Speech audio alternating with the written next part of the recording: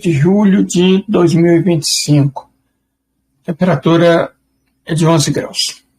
Bom, eu preciso, na verdade, trocar uma série de ideias com vocês. Vou falar um pouquinho de economia política. Nós já estávamos nos preparando para uma live sobre isso. Aí alguém no nosso grupo publicou uma matéria da New Yorker que falava aquilo que nós iríamos falar. Em outros termos, claro, né? New York é norte-americana, liberal e tal. Mas então eu quero começar com a leitura exatamente dessa matéria da New Yorker, certo? O título é A Ascensão e a Queda do Neoliberalismo.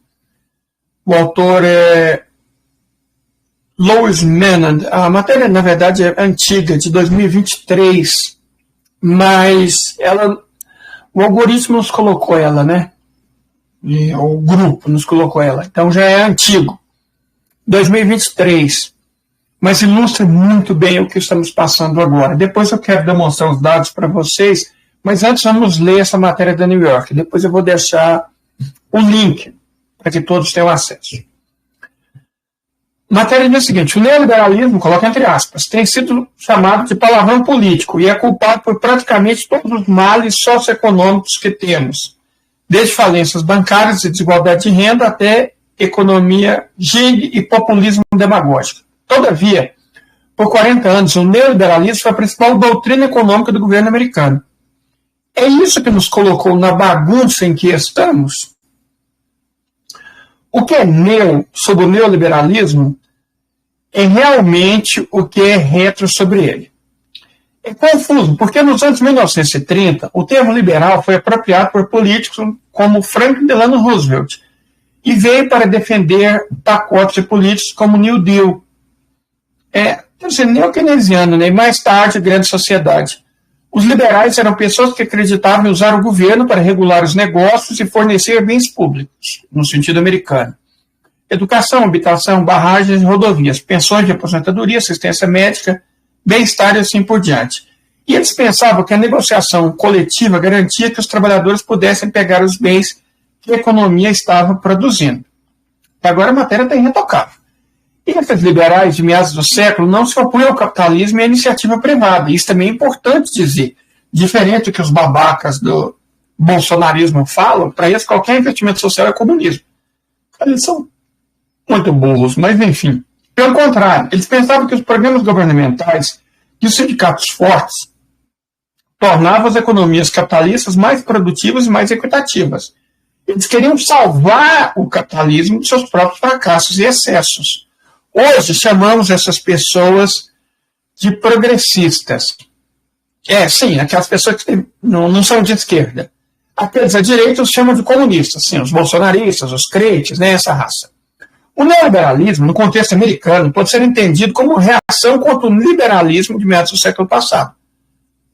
Os neoliberais pensam que o Estado deve desempenhar um papel menor na gestão da economia e no atendimento às necessidades públicas, mas repare, não nas privadas, e se opõe aos obstáculos à livre troca de bens e mão de obra, a não ser quando essas beneficiam os trabalhadores. Né?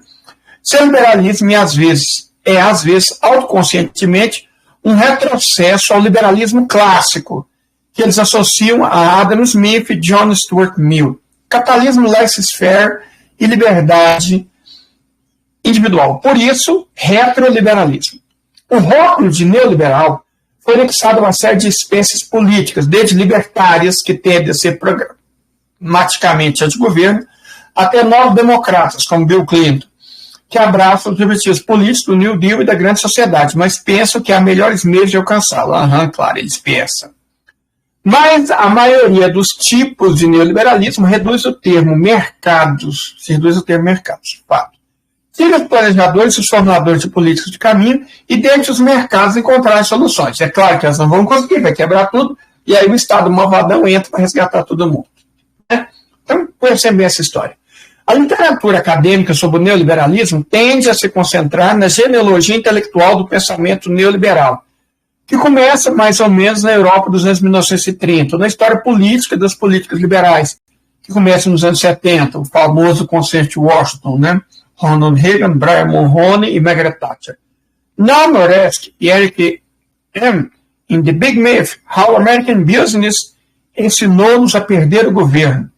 Acrescenta uma terceira dimensão à história. Isso é um relato. O neoliberalismo, eles preferem o termo fundamentalismo de mercado, eu gosto do termo europeu ordoliberalismo, que eles acreditam, a George Soros representa o triunfo de décadas de lobby pró-negócios. Isso é bom, é isso. Eles também contam a história intelectual e a história política do neoliberalismo. Nós, inclusive, temos um vídeo aqui no canal sobre a Sociedade de Monte Pelerin. De modo que seu livro é, de fato, 3 histórias empilhadas umas sobre as outras.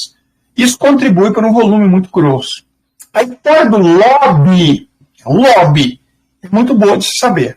A maioria dos eleitores norte-americanos é altamente sensível à sugestão de que alguém pode tirar sua liberdade pessoal. E é sobre isso que a propaganda pró-negócios os alerta nos últimos 100 anos.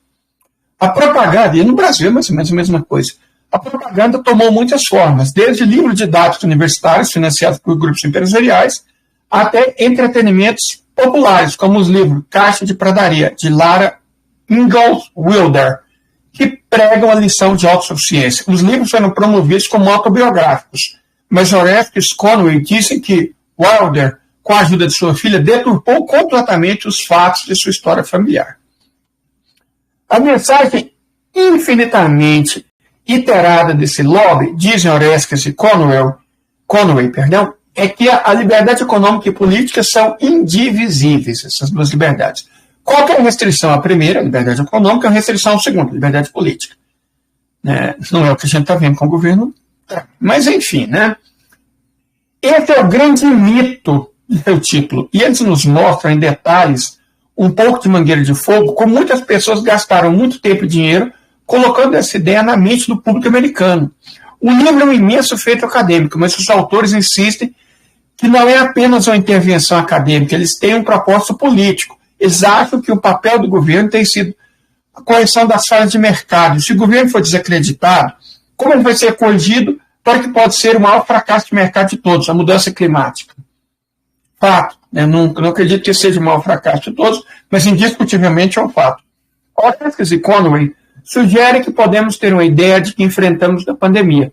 Milhões de americanos pareciam não acreditar no que os funcionários do governo estavam dizendo a eles sobre o Covid. Aqui no Brasil aconteceu a mesma coisa. A considerar medidas de saúde pública, como vacina e mandato de máscara. Como eles interpretavam isso como invasão à própria liberdade. Havia também alguma histeria anti-vaxxer. Atletas profissionais fantasticamente bem remunerados, em cuja liberdade muito pouco invadimos, estavam entre os piores modelos.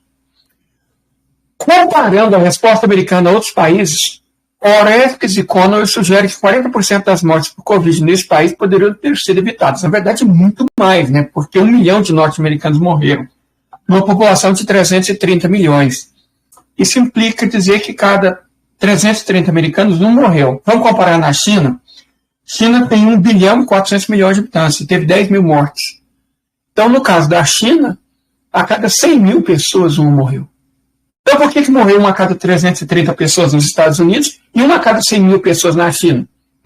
Adivinha? O Estado malvadão e a propaganda política a favor das teses neoliberais. Agora, quando os funcionários públicos propõem políticas para lidar com mudança climática, as pessoas serão informadas. Eles querem tirar suas televisões. E muitos acreditarão nisso. Formou-se uma verdadeira legião de imbecis. Certo? Uma verdadeira legião de imbecis, que fique claro. Vamos lá. Dando continuidade. Então, gente, as pessoas não sabem que eu estou em live e ficam me incomodando, né? Aí é difícil a gente conseguir fazer uma leitura sem... Bom, volta, perdão, desculpa. Eu já silenciei o WhatsApp. A noção de amarrar a liberdade econômica à liberdade política, ou a liberdade corporativa à liberdade pessoal, não foi sonhada por lobistas. É o princípio central de textos bíblicos do fundamentalismo de mercado. Certo? Como O Caminho para a Servidão, de Hayek, ou Capitalismo e a Liberdade, de Milton Friedman. Hayek e Friedman eram economistas acadêmicos. Ambos receberam o Prêmio Nobel da economia em 74 e 76, respectivamente. Mas seus livros famosos não são acadêmicos. Eles são polêmicos, com alta afirmação e muito baixas evidências. Ainda assim, os 2 livros permaneceram impressos. Eles apertaram alguns botões, é a tal Sociedade de Monte Pelerin, que inclusive esse prêmio Nobel não existe. O Alfred Nobel não acreditava que economia era uma ciência. E, na verdade, economia e psicologia não são ciência. Não no sentido de Popper, só no sentido de Cole, que é um conjunto de ideias academicamente aceita pela sociedade. Mas a diferença entre astrologia, economia e psicologia é mínima. Certo? Na verdade, a psicologia nem tanto, é psicanálise. A diferença entre psicanálise, astrologia e economia liberal é mínima. A diferença é que, enquanto a astrologia é ridicularizada, economia política clássica, né, não existe economia política, economia clássica, economia política é a verdadeira economia clássica e psicanálise que são aceitas academicamente. Mas é astrologia, sabe? É tão ciência quanto a astrologia é. Enfim, né? Hayek escreveu O Caminho para a Servidão durante a Segunda Guerra Mundial. Ele estava morando na Inglaterra, depois de emigrar da Áustria para tomar uma posição na London School of Economics. E seu livro saiu em 1944. Se você estivesse olhando para a história recente do mundo em 1944, que você veria um crescimento no mercado de ações, a depressão mundial e a ascensão de 2 poderosos estados totalitários que, se Adolf não tivesse cometido o erro de invadir a União Soviética, poderiam ter dividido a Europa entre eles por gerações. Você poderia razoavelmente ter concluído que, mesmo que a Alemanha fosse finalmente derrotada e a União Soviética fosse colocada de volta à sua caixa, o capitalismo de livre mercado e a democracia liberal tiveram seu dia. Hayek sentiu que era isso que as pessoas da Inglaterra estavam concluindo, que uma economia gerenciada pelo Estado de algum tipo era necessária para evitar outro colapso. Eles podem não pensar que isso significaria desistir de sua liberdade, mas Hayek avisou que isso foi um erro fatal. Ele dedicou o livro, abre aspas, aos socialistas de todos os partidos. Ele acreditava que o planejamento central, mesmo quando realizado por um governo eleito, era uma espécie de ditadura. Nossa. Não se deve dizer às pessoas o que fazer com sua propriedade, disse ele, e que nossa geração esqueceu é que o sistema de propriedade privada é a garantia mais importante da liberdade, não apenas para aqueles que possuem propriedade, mas para aqueles que não o possuem. Reconheceu que há coisas que os governos podem fazer que os atores privados não podem. Presumivelmente, você precisa de leis e tribunais para proteger o direito de propriedade, tá vendo? E para fazer cumprir contratos. Eu tive uma pequena discussão com um cidadão, que eu até respeito, sobre esse negócio. Não é importante respeitar contratos. Diz ele que a agricultura norte-americana não quebrou. Porque eu falei, cara, como é que eles vão vender 41 milhões de toneladas? Não tem como fazer contrato. Eu falei, não existe contrato. Cara, as pessoas, quando querem defender uma ideia, acreditam no que querem. Como assim? Contrato é a base da civilização humana. Isso não vale só para os capitalistas, não vale para a China. Não existe civilização onde o contrato não é respeitado. Então, você defender que a agricultura norte-americana está bem, porque não precisa responder contrato, você ganha uma discussão. Quando chega nesse nível, gente, uma dica para vocês. Você está discutindo. Quando a pessoa bota um axioma aqui, não dá. Eu falei, não, vamos parar de discutir, que não vai dar certo. Porque quando chega num axioma igual, não precisa respeitar contrato não tem importância, você não tem que discutir. Você é uma pedra, você acha uma pedra, e começa a discutir com ela, você ganha mais. Mas quando chega em determinados axiomas, você para, respira e vai fazer outra coisa. Vai tomar um café, vai passear, vai cuidar de um gato, um cachorro, de uma planta. Desiste, sabe? Quando determinados axiomas são colocados na discussão, parou. Diante da falta de argumentos, você coloca coisas desse tipo. Enfim, presumivelmente, e Conner disseram que Hayek não era tão hostil nos programas de bem-estar social quanto muitas vezes é conhecido por ser. De toda forma, esse negócio de que o Estado serve para garantir a propriedade, Marx já dizia. Hayek só está confirmando o que Marx dizia, né? Mas, enfim. Mas Hayek estava fazendo um clássico argumento de inclinação escorregadia. O planejamento é de cima para baixo, requer autoridade centralizada. E quaisquer que sejam os motivos dessa autoridade, isso inevitavelmente se transformaria em totalitarismo, disse ele. Do idealista santo e obstinado ao fanático é muitas vezes apenas um passo. E aí ele não reconheceu, né? Como ele disse. Ele acreditava que o socialismo destrói o que ele via como princípio básico da civilização ocidental, o individualismo. Mas ele não está corretíssimo, gente. Isso aqui é extraordinário. O Hayek está correto.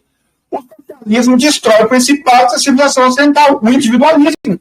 O Ocidente, a civilização ocidental, é profundamente individualista. Por isso que está no buraco que está. Por isso que está no buraco que está. Por isso que a China está tão bem, por isso que a Rússia está tão bem, por isso que até o Irã está bem. E o Ocidente está na merda que está. A Europa está na merda que está. O Canadá está na merda que está. Os Estados Unidos estão na merda que estão. Porque é liberal. Porque essa é a essência realmente do Ocidente. Então Hayek não estava errado. De forma alguma. Sobre isso, não. O individualismo é o princípio básico da civilização ocidental. É cada um por si, Deus contra todos. Esse é o princípio do Ocidente. Por isso que nós somos anti-ocidentais. Por isso que a tentativa de impor o Ocidente como única civilização é colocar o indivíduo como um cerne da história. Por isso que isso é tão profundamente anti-eurasiano, é profundamente tão anti-russo, profundamente tão anti-muçulmano, profundamente tão anti-hinduísta, profundamente... Não, anti-hinduísta nem tão profundamente, não. O budismo é bem individualista, o budismo é a religião do capitalismo. E o hinduísmo, a salvação é individual. Então, o hindu-budismo, essas religiões arianas, repara, Siddhartha Gautama era considerado puro, ou seja, ariano puro. O budismo tem raízes indo-arianas. O hinduísmo tem raízes arianas. E o Ocidente tem raízes arianas. Então, digamos que existe um mote entre a civilização ocidental, o hinduísmo e o budismo. Não é à toa que quando fala de civilização chinesa, de princípios civilizacionais chineses, os chineses incluem o taoísmo e o confucionismo, jamais o budismo. Que nada é tão anti-chinês, é tão anti-eurasiano quanto o budismo. O budismo é profundamente individualista. O hinduísmo também. Certo? O hinduísmo também. E por isso o islamismo é de outra cepa. O islamismo e o verdadeiro cristianismo são de outra cepa. A religião evangélica, inventada nos Estados Unidos, os neopentecostais, é profundamente afim ao judaísmo, profundamente afim ao budismo, profundamente afim ao hinduísmo, no sentido de que a salvação é muito individual. Nosso, que é cristão, católico, né? Pai nosso que estais no céu. Né? Pai nosso que estais no céu. Seja feita a vossa vontade, seja a vontade de Deus. Assim na terra como no céu. O pão nosso não é o meu pão. Nosso é o meu pão. O catolicismo, ele tem uma verve coletivista. O islamismo, principalmente o xiismo também. Agora, a religião neopentecostal, essa seita davídica criada nos Estados Unidos, a religião neopentecostal, o judaísmo, o hinduísmo e o budismo, que são seitas fundadas por arianos, são religiões fundadas com base ariana, na civilização indo-europeia original, são profundamente individualistas. Então, Hayek está certo. Hayek está muito certo. O individualismo é a base da civilização ocidental. Aí ele continua. O estado de bem-estar social pode manter as pessoas alojadas e alimentadas, mas o custo é existencial. Então, meu Deus, eu tenho abrigo, eu tenho comida, mas eu estou sofrendo existencialmente. Olha tanto que esses caras são canalhas. Não é só que as pessoas vão perder a liberdade. Elas nem sequer se importam. Claro, já tem que se preocupar com liberdade, né? Com comida no prato e ter onde dormir, não, né? É isso que o Ocidente acredita. Hayek é a expressão perfeita do que é o ocidental, do que é o evangélico, do que é o judeu, do que é o hinduísta, do que é o budista.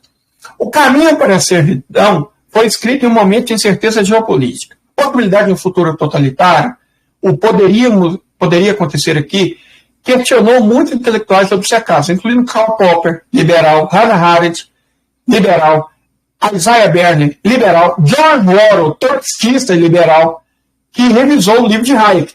Então, quer dizer, o fato de George Orwell ter revisado o livro de Hayek diz muita coisa sobre os trotskistas, do modo geral, né? Hayek está provavelmente certo em dizer que nesse país os intelectuais são mais totalitários que as pessoas comuns. Escreveu Orwell, autor de 1984 e da Revolução dos Bichos.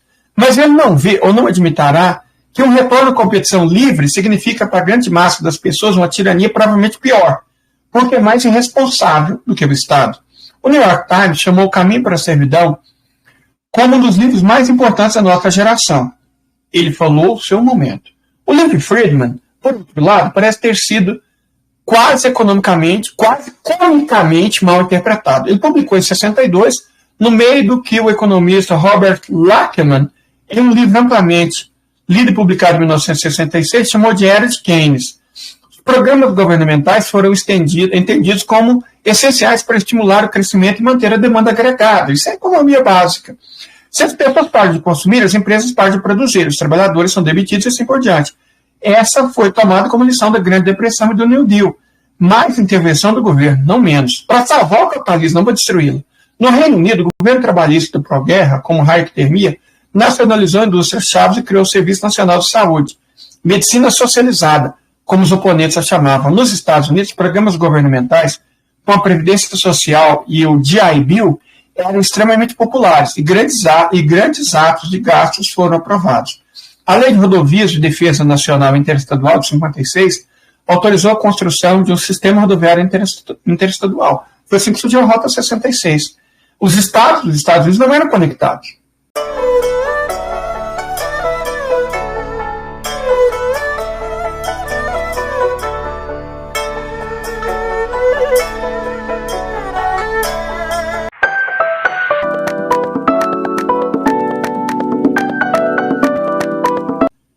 Certo? A Lei de Rodovias de Defesa Nacional e Interestadual, que conectou os Estados Unidos, não eram conectados.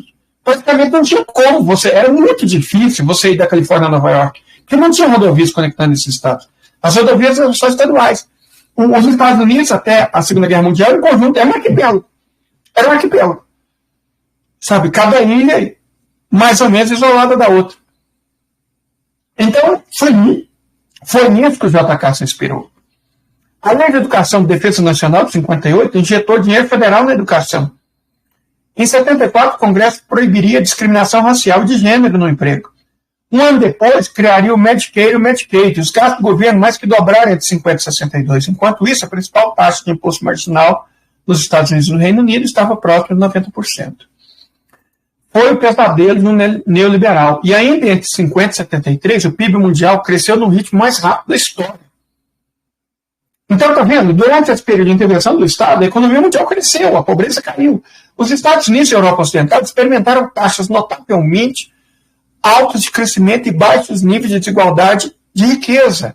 Na verdade, a mais baixa em qualquer lugar, em qualquer momento. Vamos repetir? Experimentavam taxas notavelmente altas de crescimento, a economia estava crescendo, e a desigualdade de riqueza,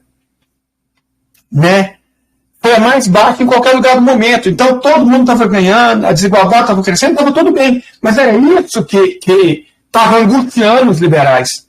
Em 1959, a taxa de pobreza nos Estados Unidos era de 22%. Em 73, era de 11%. Está vendo? A pobreza caindo. A economia crescendo. Aí depois apareceu a questão do petróleo. Eu acho que a guerra do Yom Kippur foi mais provocado pelos Estados Unidos do que pelo Estado de Israel. Porque foi a guerra do Yom Kippur que levou a crise do petróleo de 73, que acabou se transformando no fim do padrão dólar-ouro e na ascensão dos liberais pelo mundo. Foi também um período de libertação. As pessoas se sentiam livres, agiam sua liberdade, queriam mais. Elas não deveriam se sentir assim. Eram supostos serem passivos e dependentes. Está vendo como os liberais veem o mundo? Essa gente do Centrão, como babaca do Hugo Mota, o Estado não gera riqueza. Não teria parecido um momento propício para escrever um ataque completo ao governo. No entanto, Friedman escreveu um. E ele não deu socos. O Capitalismo e a Liberdade começou como resposta desdenhosa a John Fitzgerald Kennedy, com seu discurso supostamente paternalista. O seu país, não pergunte o que o seu país pode fazer por você, mas o que você pode fazer por seu país. O governo é o patrono, o cidadão a ala, uma visão que está em desacordo com a crença do homem livre e sua própria responsabilidade por seu próprio destino. Claro, Kennedy diz que os americanos não deveriam perguntar o que seu país poderia fazer por eles, mas isso não importa. Esse tipo de livro, baseado em mentira. É isso o Ocidente, é isso a economia liberal clássica. Sabe, é isso a economia liberal clássica. É isso que eles ensinam nas esquinas desse país. É só Friedman. Friedman forneceu uma lista de coisas que ele se opunha: controle de aluguel, lei de salário mínimo, regulamentação bancária, Comissão Federal de Comunicações, Programa de Segurança Social, requisitos de licenciamento ocupacional, chamado de habitação pública, rascunho militar, estrada com pedágio operada publicamente, ou seja, se for privado, pode, e parques nacionais. Mais tarde, no livro, ele se manifestou contra as leis antidiscriminação. Observe só. Mais tarde, no livro, Milton Friedman se manifestou contra as leis antidiscriminação, que ele comparou às leis de Nuremberg dos nazistas. Se o governo pode dizer quem você não deve discriminar, pode dizer quem você deve discriminar. Olha o absurdo. Ele era contra os sindicatos, segundo ele, seriam monopólios anticompetitivos. Ele é contra a escola pública, onde os contribuintes são obrigados a financiar cursos sobre pelagem de cesto. Meu Deus do céu. É o que a gente vê o almofarismo. E o imposto de renda graduado. Ele argumentou que o imposto sobre herança não é mais do que um imposto de talentos. Herança e talentos são acidentes de nascimento. Por que é justo taxar o primeiro e não o segundo? Cara do céu, de verdade. É isso que são os liberais. Certo? Muito do livro de Milton Friedman com Hayek, de 50 a 72 anos, ensinaram na Universidade de Chicago, que é da onde veio o posto Ipiranga, né? O cérebro por trás do governo descerebrado de Jair Messias Bolsonaro. Certo? Friedman estava no Departamento de Economia e Hayek na Comissão do Pensamento Social. Uma sociedade socialista não pode ser democrática, no sentido de garantir liberdade individual. A liberdade econômica é um meio indispensável para a conquista da liberdade política. Cara, sério isso, né? Enfim, com o Hayek, Friedman conjurou a perda do individualismo.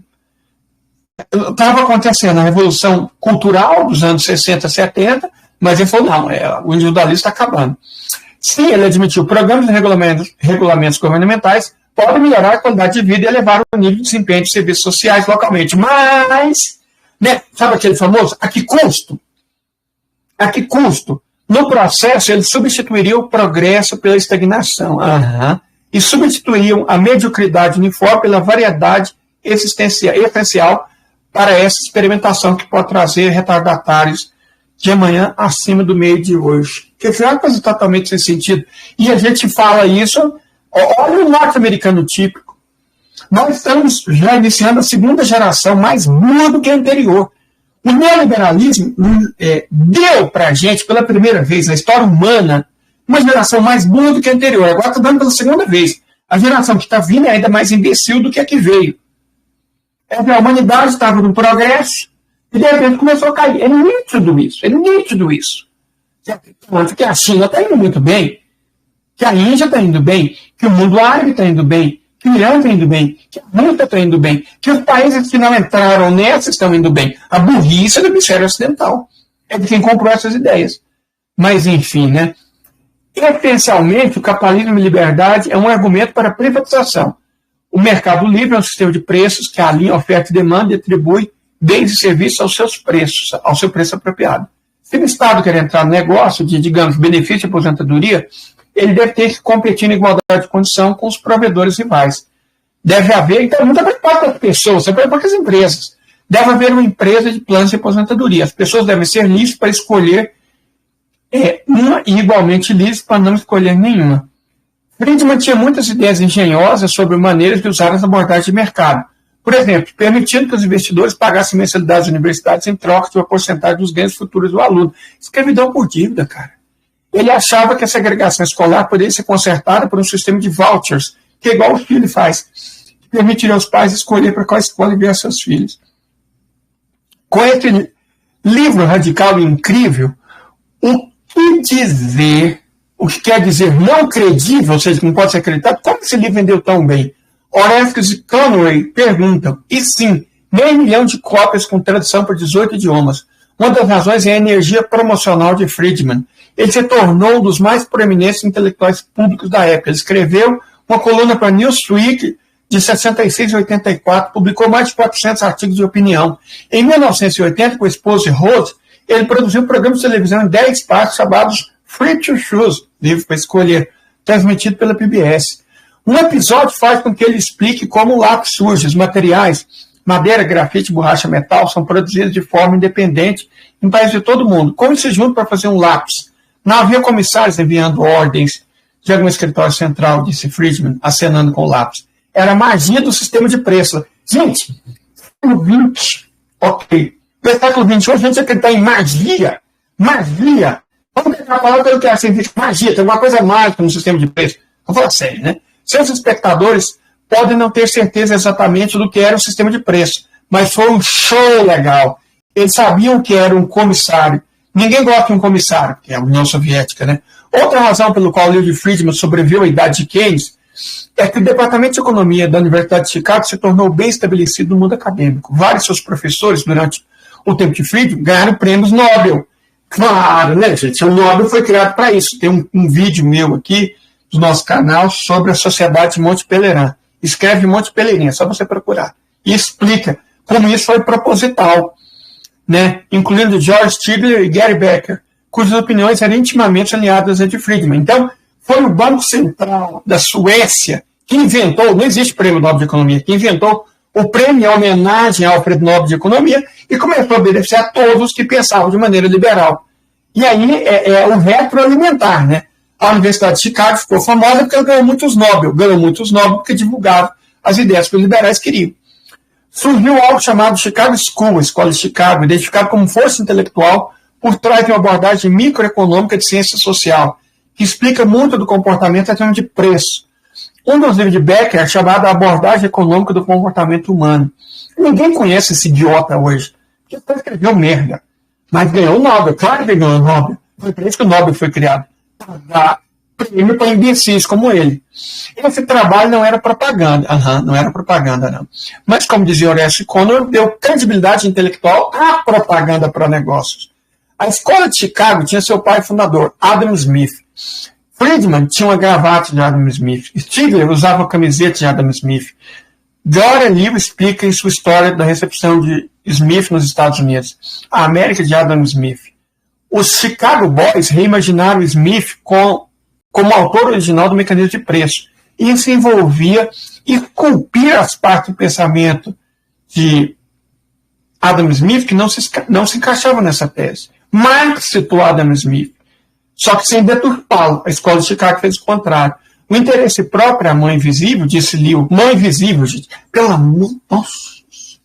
E eu quero ser cientista. Diz Liu, passou a significar uma maneira completa de pensar sobre a sociedade como sendo organizada através de ações naturais, automáticas e autogeradoras de atores econômicos individuais. Orestes e Conor concordam. Eles apontam que quando Stigler produziu A Sua Riqueza das Nações na década de 1950, ele omitiu a maior parte das passagens que Smith defende a regulamentação de indústrias, onde a busca descontrolada do interesse próprio pode causar danos sociais. O sistema bancário é um deles. O que Orestes e Conor chama de americanização de Adam Smith o reduziu ao troco da mão invisível. Ou seja, o corpo de Adam Smith foi esquecido por esses liberais mentirosos. Gente. A mentira é a arma dessa gente desde sempre.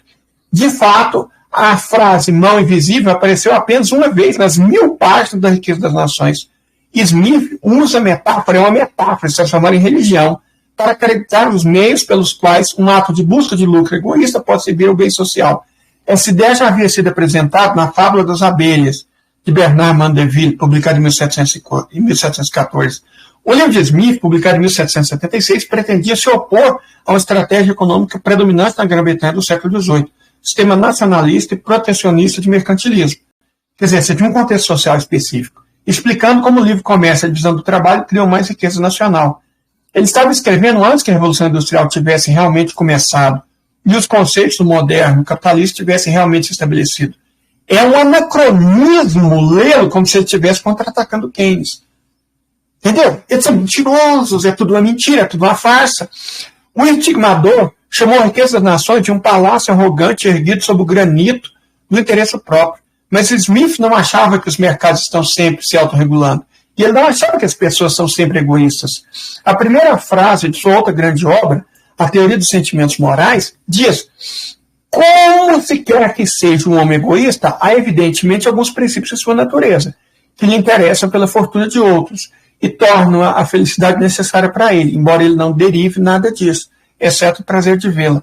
Becker poderia ter chamado isso de preço da sombra. Há certas coisas que fazem as pessoas se sentirem melhor ou pior sobre si mesmas. E esses sentimentos têm preço do bem no serviço que estão comprando. Para um economista do livre mercado, o preço é sempre certo. A verdadeira razão pela qual o fundamentalismo de mercado prevaleceu não era que ganhasse a guerra das ideias, foi que o boom do pós-guerra chegou ao fim. A economia começou a ir para o sul no início dos anos 70, com o embargo do petróleo e recessão de 73 e 74. Sugeri que muito provavelmente a guerra de Yom Kippur teve a mãozinha dos Estados Unidos. Né? A Golda Meir foi só um peão no jogo de xadrez envolvido pelo Richard Nixon. Talvez a gente tenha sido enganado esse tempo todo. Richard Nixon ajudou Israel, apesar da Golda Meir. Provavelmente não. A Golda Meir trabalhou com os Estados Unidos e ele fingiu pedir apoio aos Estados Unidos. Porque tudo de ruim aconteceu no mundo depois da guerra de Yom Kippur. Certo?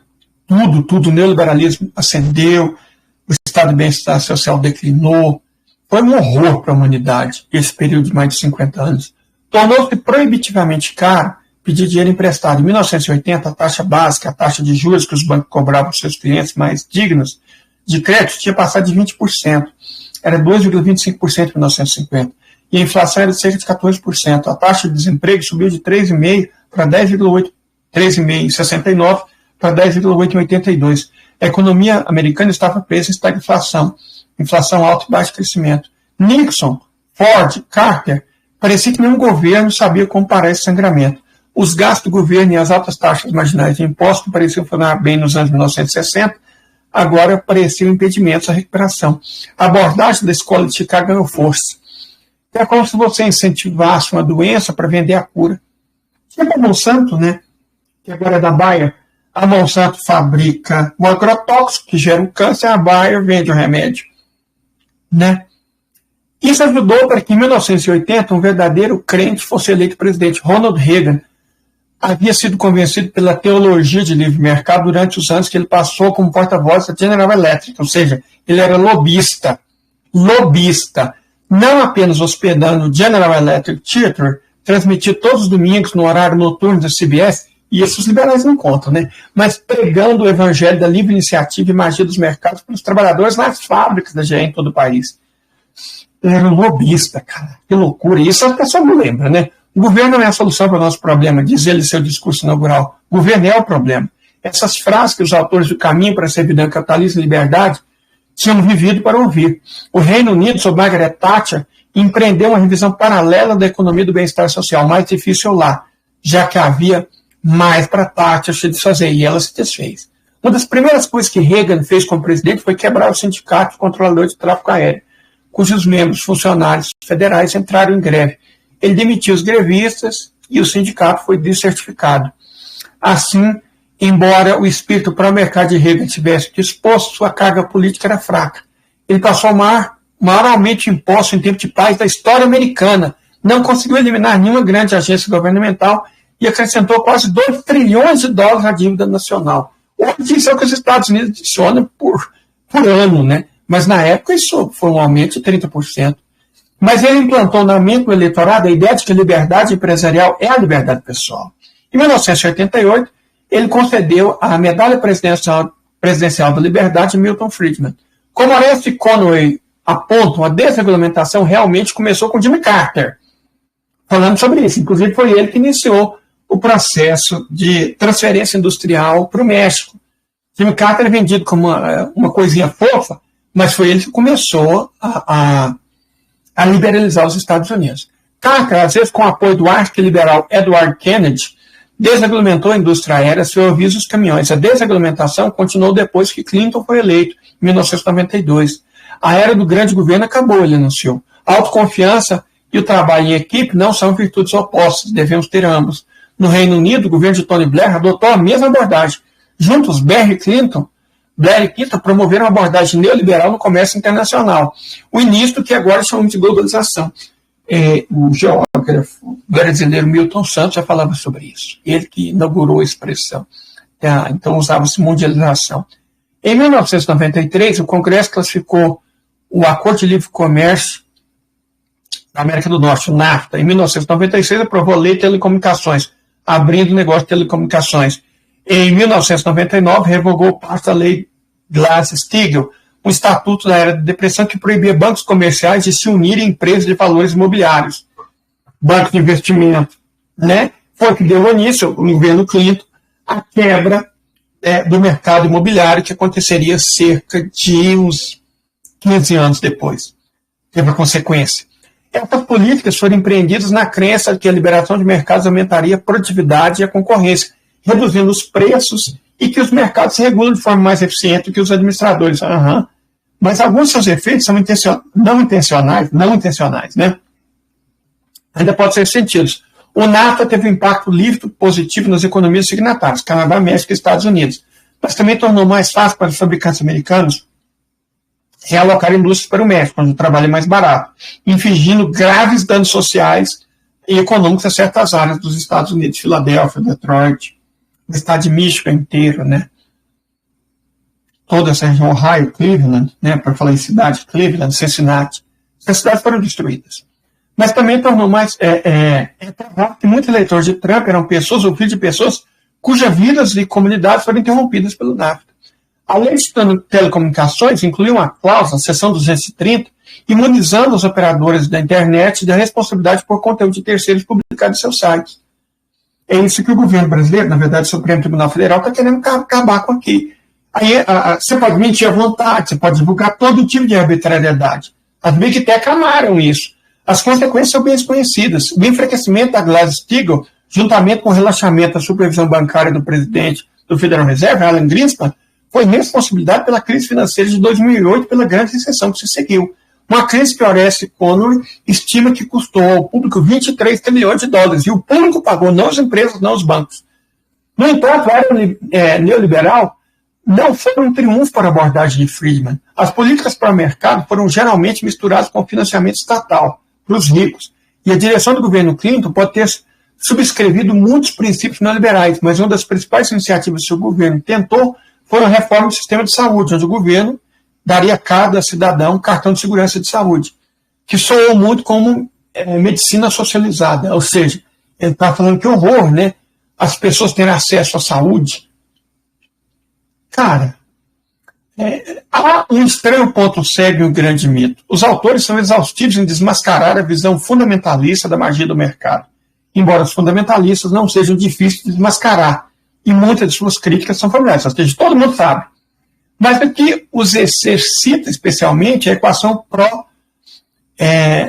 propagação de feitos de mercados livres e liberdades políticas, a alegação de que a América foi fundada em 3 princípios básicos e interdependentes: democracia representativa, liberdade política e livre iniciativa. Conway chamou isso de uma reivindicação fabricada. É isso. Eu escrevi no X um artigo sobre um canadense que fala exatamente isso, que foi uma reivindicação fabricada. Os Estados Unidos foram fundados por sonegadores de impostos, genocidas e ladrões de terra. Aí eles tiveram que colocar uma capa mais bonita nessa embalagem que escondia a mercadoria podre. Como eles apontam, não há menção de livre iniciativa na Constituição, mas há menção à propriedade. Quase todos os desafios entre interesse do governo na economia repousam no conceito de direito à propriedade. Os framers eram altamente sensíveis a essa questão. Eles não apenas tornaram o conceito de propriedade privada compatível com o conceito de direitos políticos, eles até inventaram a figura da pessoa jurídica, né? Direitos eram de propriedade pessoal. Como se diz que um homem tem direito à sua propriedade, revelou James Madison, ele pode ser igualmente dito ter uma propriedade em seus direitos. Assim, a Quinta Emenda prevê que nenhuma pessoa será privada da vida, liberdade ou propriedade sem o devido processo legal. Parece que o Trump se esqueceu disso, né? Como o resto da Declaração de Direitos, isso foi originalmente entendido como aplicável apenas ao governo federal. Mas a 14ª Emenda, ratificada em 1868, aplicou-a também aos estados, e os tribunais invocam a cláusula de processo devido da emenda para proteger todos os tipos de direitos fundamentais que não são especificados na Declaração de Direitos, como direito à privacidade, que é a base constitucional para a decisão de Roe versus Wade. Essa é a doutrina judicial conhecida como provostato devido processo. Os lobistas para negócio estavam, portanto, completamente corretos para definir a livre iniciativa, pelo que eles queriam a liberdade de fazer o que quisessem com sua propriedade, como a liberdade política. Nas primeiras décadas do século XX, por não concordar com isso nas últimas décadas, foi que McKinley foi morto, a Suprema Corte usou o devido processo substantivo para derrubar atos e programas de governo que afetavam o direito à propriedade. Por que não tem trem-bala nos Estados Unidos? Porque você não pode desapropriar. Resultado, todos são prejudicados pelo direito à propriedade de alguns. O tratamento da propriedade privada como direito político não era algo sonhado por Hayek ou pela Associação Nacional de Fabricantes de Rifles. E, para melhor ou pior, parte do tecido da sociedade, para melhor ou pior, parte do tecido da sociedade americana. Mas essa liberdade política não é absoluta, só relembrando. Os framers eram adeptos do conceito de equilíbrio entre uma concessão de autoridade com compensação. Quando a Suprema Corte fez, sob pressão de Franklin Roosevelt, que ameaçou empacotar a Corte, fez uma reviravolta no New Deal em 1937, tinha outro mecanismo legal à sua disposição. O artigo 1º da Constituição dá ao Congresso o poder de regular comércio com nações estrangeiras e entre os vários estados e com tribos indígenas. Essa é a cláusula de comércio, que desde a época de John Marshall tem sido amplamente interpretada para dar ao Congresso o poder de regular praticamente tudo relacionado ao comércio interestadual. Através da cláusula de comércio, tribunais começaram a dar ao Congresso novos poderes, abrindo caminho para os programas políticos de liberalismo em meados do século passado. A autoridade constitucional para as disposições antidiscriminação da Lei de Direitos Civis de 64 é cláusula de comércio. Você não pode contar a história da guerra de negócios contra o governo sem levar em consideração esse contexto legal. O devido processo é a cláusula de comércio nas armas que os antagonistas lutavam, e como geralmente faz, a Suprema Corte tinha a última palavra. O que o neoliberalismo é operador no lado positivo do livro, razão. Em 1980, cerca de 43% do mundo viviam em extrema pobreza, pela definição do Banco Mundial. E hoje o número é de cerca de 8%. Mas aí, gente, vem a malandragem. Eu vou ler isso aqui novamente para vocês. E vamos responder essa mentira dos liberais.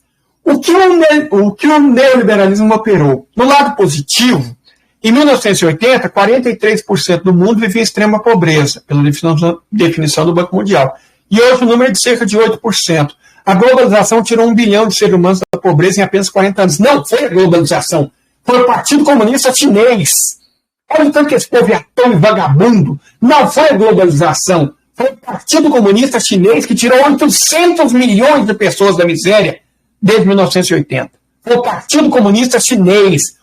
800 milhões de pessoas foram tiradas da miséria, não pela globalização, pelo Partido Comunista Chinês. Ah, sim. Aí você possui muitos itens domésticos, como bateria e camiseta, que foram fabricados em países comunistas, China e Vietnã, que eram muito mais baratos. Novas partes do mundo, notadamente leste e sul da Ásia, são agora os atores econômicos. O conhecimento tecnológico não é mais monopólio das primeiras potências mundiais. Então, assim, gente, é um absurdo. Tirou 1 bilhão de pessoas. Não foi o capitalismo. Foi o Partido Comunista Chinês, o Partido Comunista Vietnamita.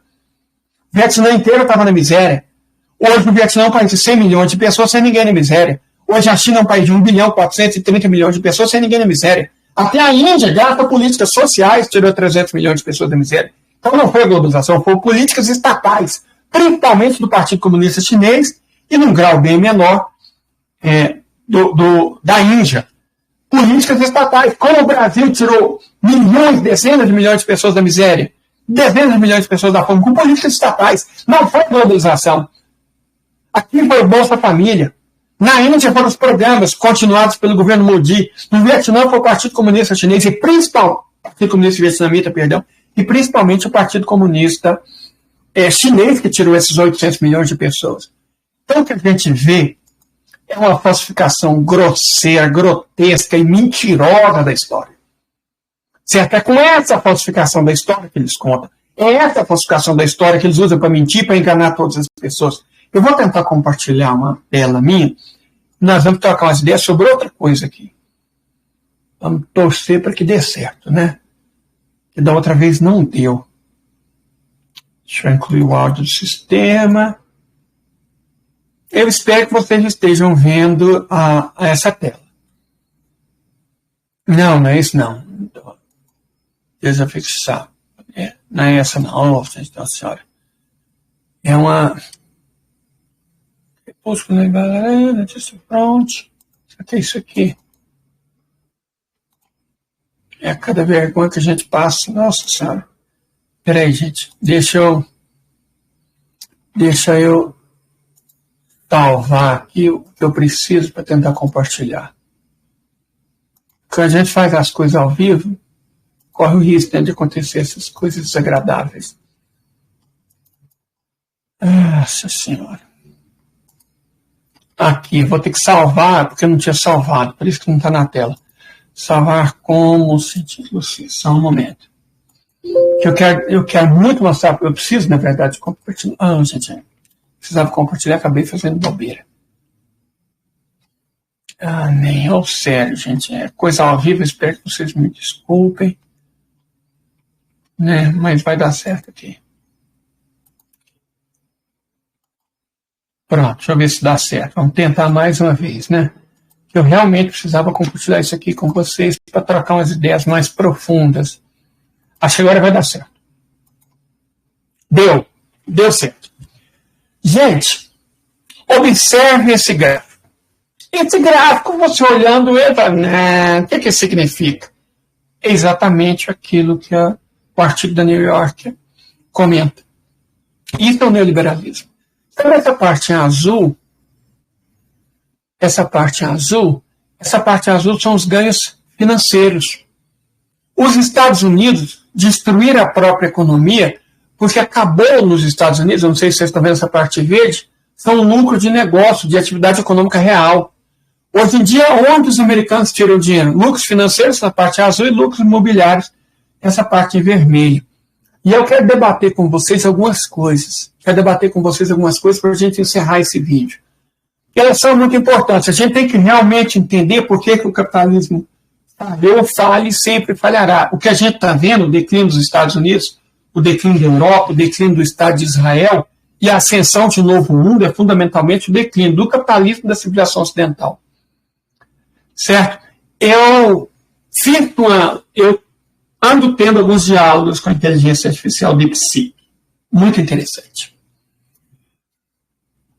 Eu fiz a seguinte pergunta. Você conseguiria me informar quanto do rendimento do 1% mais rico dos norte-americanos vem dos salários, de investimentos imobiliários, investimentos financeiros, investimentos na bolsa, incluindo dividendos e valorização de ações, e quanto efetivamente vem da realização de lucros? Quer dizer, de onde vem o dinheiro do 1% mais rico dos Estados Unidos? Olha essa resposta.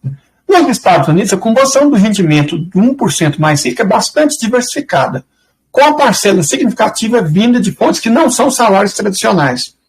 Abaixo está uma estimativa baseada em dados de instituições como a Receita Federal dos Estados Unidos, a IRS, Federal Reserve, Banco Central, e estudos da World Inequality Database e de Thomas Piketty. Não tem fonte. Composição do rendimento 1% mais rico nos Estados Unidos. Em primeiro lugar, salários e bônus executivos. Não é o salário, é o bônus que você ganha depois dos lucros. Não estou preocupado com a sobrevivência da empresa, nem no médio prazo, mas no longo. É bônus, em cima do lucro. Inclui altos executivos, médicos, banqueiros, advogados de elite e outros profissionais bem remunerados. Salários e bônus de 30% a 40%. Investimento financeiro, dividendos, juros, ganho de capital. 40% a 50% do que os norte-americanos ganham vem de investimento financeiro. Não tem nada a ver com a economia real. 5% a 10% de dividendo, 5% a 10% de títulos e juros, né? Aqui no Brasil é mais que isso, e ganho de capital, realização de lucro, venda de ação, imóveis, negócios. De 20% a 30%, varia conforme o mercado. Então a gente pode dizer que metade de tudo que os ricos ganham não tem nada a ver com nenhuma atividade produtiva. Investimento imobiliário, 5% a 15%. Então, 2/3 não tem a ver com nenhuma atividade produtiva. É o setor FIRE. Rendimento de negócio próprio. Tem empresa, parceria, private equity, 10% a 20%. Quer dizer, hoje, só 10% a 20% do dinheiro dos ricos vem de lucro. Os outros, 80% a 90%, vem de especulação. E ainda fez algumas observações importantes. A realização de lucro, ganho de capital, é uma parte substancial, especialmente em anos de forte valorização do mercado de ações, entre 2020 e 2021. O top 0,1%, nós estamos falando dos 350 mil americanos mais ricos, tem uma dependência ainda maior do investimento, especialmente ganho de capital, do que 1% como um todo. Dados da Receita Federal mostram que em anos recentes, 60% a 70% do 0,1% mais rico vem de grande capital de dividendo, ou seja, da Bolsa. Não tem mais vínculo nenhum com a economia real. Se você precisa de mais dados, aí tal, ele fez indicativo e eu fui e perguntei. Gostaria dos dados sobre o top 0,1%. E também da onde e qual o percentual da riqueza que os 1% e os 0,1% embolsam. O 1% mais rico, ou seja, os 3 milhões e 500 mil americanos mais ricos, tem de 20% a 22% da renda dos Estados Unidos antes dos impostos. Certo? Na verdade, no último dado que está disponível, em 2022, ele tinha 22,2% da renda de tudo que os americanos ganharam estava na mão do 1% mais rico. Mas reparem, o 0,1% tinha 11,1% da renda de todos os norte-americanos. Então, quer dizer, de cada dólar que os norte-americanos por qualquer meio ganhavam, você divide os norte-americanos em 1.000 pessoas. Uma fica com 1/9 e as outras 999 ficam com 90%. Quer dizer, 1% tem 11% da renda nacional. Em 1980, esse 1%, que hoje detém 22% da renda nacional, tinha 10%. E esse 0,1%, que hoje tem 11% da renda nacional, tinha 3%. Ou seja, essas políticas que nós discutimos, levadas a cabo do neoliberalismo por Reagan e os fantoches do mercado, como Clinton, Tony Blair, o PSDB, que a gente conhece tudo bem, Centrão, aumentaram brutalmente a concentração de renda. Aumentaram brutalmente a concentração de renda. Uma coisa absurda. De onde veio o dinheiro desse 0,1%? São salários e bônus, são CEOs, gestor de fundos, executivos, ou seja, ele está tirando dinheiro de dividendo, do mercado de ação, ganho de capital. 30% a 50% da renda vem disso, 25% vem de bônus. Dividendo é 20%. Cara, negócio próprio é só 10%. Só 10% do que esses super ricos têm vem de dinheiro deles mesmos, vem de investimento, de atividade financeira. Qual que é a situação dos Estados Unidos hoje? O top 0,1% tem de 11% a 13% da riqueza nacional, o top 1% tem de 22% a 24%, e a metade mais pobre, 170 milhões de norte-americanos, tem só 10% da renda. Certo? Vocês têm noção do que é isso? Como vive os 50% mais pobre? 80% vive do salário. 70% a 80%, 20% a 30% vem de transferência governamental, cara. Metade dos americanos mais pobres vivem do parte de salário que eles ganham e de transferência do governo. É isso. Essa desigualdade absurda que está destruindo o Ocidente, esse individualismo, essa crença política e propagandística de que, faça o melhor para si, que o melhor para todos vai ser feito. Vai lasqueira. Então vamos lá, renda anual. Aí esse eu quero compartilhar com vocês. Qual que é a renda anual dos 50% mais pobres? Essa transferência governamental. Cara, 18 a 20 mil dólares. Os 50% mais pobres, essa transferência do governo, tem uma renda de 18 a 20 mil dólares. Não dá 2 mil dólares por mês. Você sabe qual que é a média dos aluguéis nos Estados Unidos? 1.840 dólares. Quer dizer que metade da população norte-americana custa ganhar para dar para o aluguel, quanto mais comer. Você sabe qual que é a renda do 1% mais rico? Vamos lá, os 50% mais pobres, 18 a 20 mil dólares por ano. 18 a 20 mil dólares por ano. Qual que é a fonte? O CBO 2023, escrito por Cyrus Buckman, pela editora Berkeley, e o Federal Reserve. Não é o Partido Comunista Chinês que está falando isso, não. O Federal Reserve. Vamos dizer novamente, vamos repetir novamente. A metade mais pobre dos Estados Unidos tem uma renda anual média por pessoa de 18 a 20 mil dólares. Cara, isso dá 1.500 a 1.700 dólares por mês. Não dá para pagar o aluguel, porque a média nos Estados Unidos hoje é de 1.840 dólares. Essa é a vida da metade mais pobre dos Estados Unidos. E 1% mais rico, você sabe qual que é a renda média anual do 1% mais rico? 1.700.000 dólares. Agora, se você pode saber qual que é a renda, quer saber qual é a renda do 0,1% mais rico? 12 milhões de dólares, 60 milhões de reais. É o 0,1% mais rico.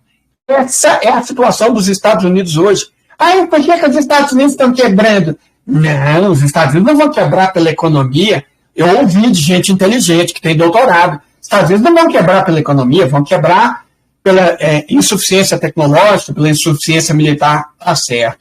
Isso é o quê, gente? Isso que eu estou dizendo é economia. O que eu estou mostrando para vocês, o que está expresso nesse gráfico aí que vocês estão vendo, é isso que é economia. Nessas bobagens, o Gréco é crítico, sei lá o que, a renda não sei o que. Não, economia é isso. É sobre isso que deve tratar a economia. E é a economia, sim, que vai quebrar os Estados Unidos. Certo? É realmente a economia que vai quebrar os Estados Unidos da América. São esses dados que vocês estão vendo nesse gráfico. Esses dados que eu acabei de dizer. Você tem noção do que a renda média de 175 milhões de pessoas na nação, supostamente segunda mais rica do mundo, não ser suficiente para pagar o preço do aluguel médio? Como fica comer, se vestir, se tratar? É a situação dos Estados Unidos. Isso é o capitalismo. E sim, é a economia que vai quebrar os Estados Unidos. Na verdade, os Estados Unidos já estão quebrados. Eles só ainda não caíram. Certo? Está andando como aqueles insetos atacados por aquele fungo que existe na Amazônia, né? Que devora o cérebro e faz eles andar mesmo depois de morte. Essa é a situação da economia norte-americana. Ela não caiu. Caiu. Ela já está quebrada. Ela já está quebrada. Só olhar esse gráfico. Ela já está quebrada. Só ainda não se espatifou no chão. Mas a economia norte-americana já está quebrada. E o que pode consertar ela? Nada. Por isso a guerra. A dívida não vai quebrar os Estados Unidos. Não, não vai não. Claro que não vai, né?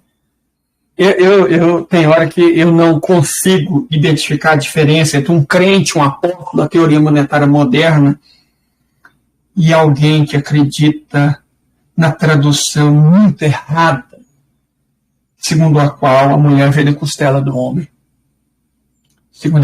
Sabe, qual é a diferença entre alguém que acredita numa cobra falante e alguém que acredita que a dívida não quebra um país? Eu não vejo nenhuma, não. Com todo o respeito, as pessoas que ainda mantêm a sanidade acima de qualquer coisa, os crentes da teoria monetária moderna, que eu gosto dela, meu economista favorito, Michael Wilson, é adepto da teoria monetária moderna, só que ele não virou um crente, um devoto. Não, nenhum país quebra na própria moeda. A dívida não faz quebrar nenhum país. Claro, não faz, não. Tá certo. Acreditem nisso. Acreditem nisso, acreditem na cobra falante, acreditem no complô mundial, seja por maçonaria, seja por judeus, seja por qualquer coisa. Acreditem no que você quiser. Na teoria conspiratória que você quiser. A sua crença não vai mudar a realidade. A realidade é essa dos fatos que nós vimos no artigo do New York e que está nesse gráfico aqui exposto. Enfim, é sobre isso. A gente gosta muito da discussão de geopolítica, mas o fundo dela é a economia política. O fundo de toda boa discussão de geopolítica deve ser economia política, senão fica fofoca. Então, geopolítica é reduzida da fofoca. É por isso que um especulador imobiliário, um professor de Unesquina de relações internacionais, pode virar especialista em geopolítica. Não existe conhecimento, né? Virou palpite? Não. O fundamento da geopolítica é a geografia e a política. O fundamento da política é a economia. Então, se você não sabe discutir geografia, se você não sabe discutir economia política, você está fazendo fofoca internacional. É isso. Essa que é a questão. Certo? Então, eu gostaria de agradecer a todos vocês aqui. Curtam, compartilhem. Porque essa plataforma não gosta da gente. Nem um pouco. Eu sofri um xadogão lascado. Eu precisava muito de inscritos para ter alguma credibilidade para quando eu fosse na China. Lá, a credibilidade é medida pelo número de inscritos. Eu não tenho. Aí você fica... por incrível que pareça, eu explico socialismo, eu defendo socialismo, não da maneira web comunista, né, que na verdade faz antipetismo disfarçado, mas por causa disso a plataforma não deixa eu crescer, e por conta disso fica muito difícil eu ir na China e conseguir conversar com pessoas, né, que, como é que eu vou falar? Eu tenho um canal de 8 mil seguidores. Né? Então é um sistema de retroalimentação horrível. Então, Compartilhe, comente e, sobretudo, compartilhe, gente. A gente precisa crescer, nosso canal precisa crescer. Se depender da sua plataforma, vai ser difícil, né? De toda forma, muito obrigado a todos vocês. Eu vou fazer meu almoço.